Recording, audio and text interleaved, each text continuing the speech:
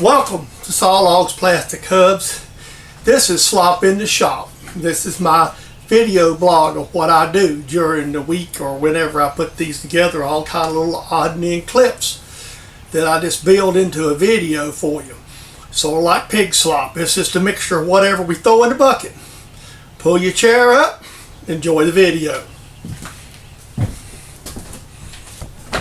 This is going to be a shelf that's going above a door in our house. And what I'm doing is getting lined up on it.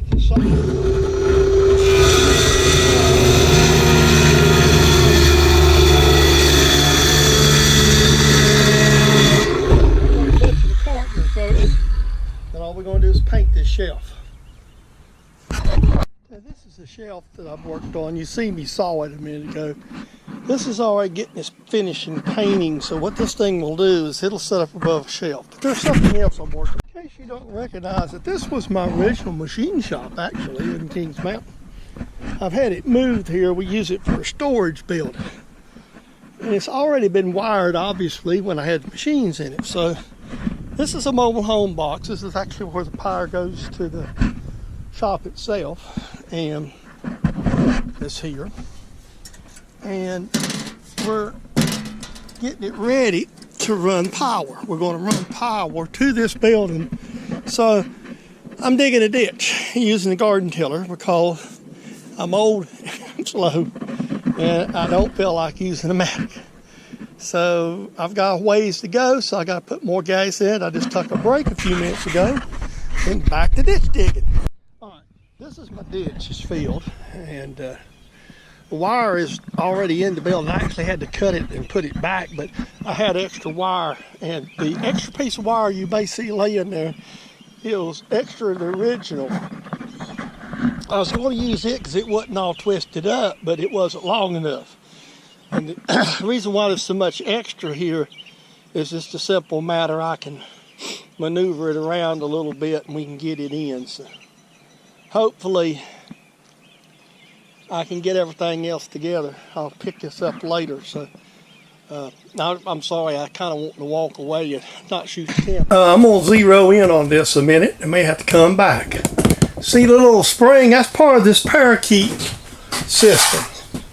And I've recently purchased a ParaKeep system from Shaw's to try them out. So what I'm doing right now is kind of, in case you don't realize what I'm doing, is I made a set of these up already. And what happened is I got an order for, sister-in-law said she really wanted 4 of them. So we're going to reset up and then I'm going to make a change to them. So basically what I'm doing is taking one of the ones I've had and I'm going to drill them I'm going to use bigger eye bolts. So I haven't got to we haven't got them powder coated yet, so I just wanted to show the ParaKeep off. I think I showed this flag, and if you'll see now, I've got 2 Durling bushings on it now. So what that'll do is not let the flag escape over the rubber piece there. Now I can take these and bore them tight enough for the Durling's a tight fit, but since I've got the rubber piece on this one, I mean, you can use an O-ring, you can use something else. I have used milk lids, but they kind of break down after a while. So hang loose, there it is, and it's in the slop. Okay, what you see laying there is a piece of Durling I went and got out of my scrap pile. I'm working on some more oil containers out of cans. And what I've done is I basically laid this out. I'm not going to run you through the routine, but basically what's going to happen is I'm going to poke 3 1/2-inch holes, saw it up, stack it up on an arbor, turn them around, and then we'll go from there. This little bonus machining footage. And we're going to make some more oil cups, and this is how you take it, as I say, a square peg, make a round hole. If you seen a minute ago where I just laid them out and drilled them, I sawed them into along the marks. These I didn't even stop sign. I got them stacked 3. Now one of these will actually be smaller when it needs to be.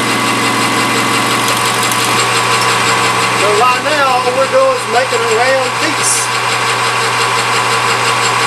Now I'm going to show you a couple of passes. I'm not going to bore you with it. See, I've got so much of this material.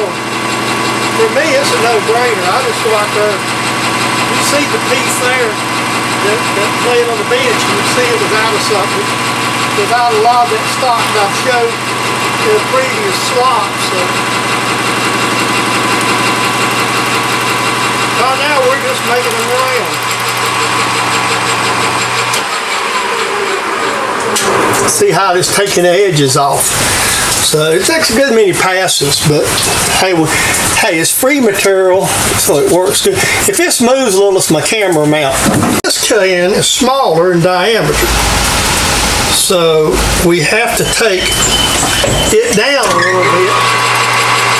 It's just simpler to make 3 blanks the same size. Again, this is a piece. This is all scrap material, so.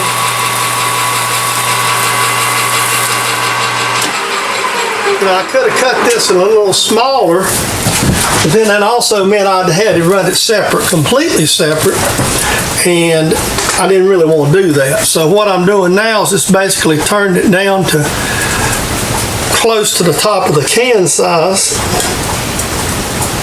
then like 20 or 30 thousandths, which I just did. Now I'm going to take it out so I can get the chips out, and then I'll set the lip. Guys, this is the start of a project for my buddies Active Adam, and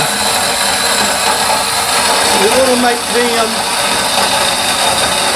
a speed handle for their little barker mill. And in one of their videos recently they have mentioned this. Now they told me they didn't need this immediately, and I understand that. So what's happening now is I'm going ahead and I'm preparing this because I need to know the material I need. And since this wrench will only be using 7/16" sockets, and I always like to leave about 200 thousandths to the sides, this will be about 800 thousandths. And I'll just mark this off and bandsawing this. And it's a beautiful spring day here in North Carolina. It's a little cool this morning. I've got the shop doors open. I'm going to actually tie them a little bit. And we're going to get some work done. We're going to work on several projects today.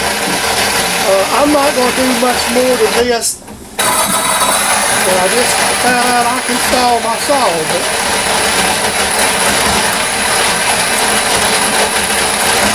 that's the first time I installed the saw since I've been using it. So. Second time I saw the saw. So you can install the saw. I think I'd be better where I can feel it with the belt wraps. And this is a pretty thick piece of aluminum. So. And I've allowed this is going to be milled and squared and all that good stuff anyway. But this is,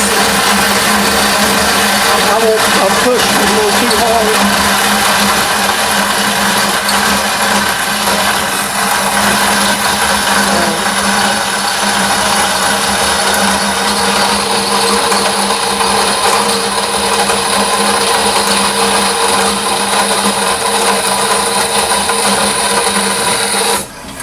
That's the first time I've installed the saw.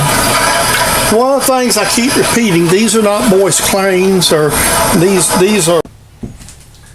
I hope you enjoyed Slop in the Shop today. Just want to remind you that this is a copyrighted production of James Dedman, Saw Logs Plastic Hubs, for your enjoyment here on YouTube.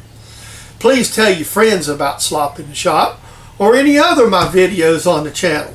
Please subscribe if you haven't already did so. And I really appreciate you taking your time to pull a virtual chair up and watching my video. So with no further ado, we will see you in the next video. Thanks a lot for watching my video, especially Slop in the Shop.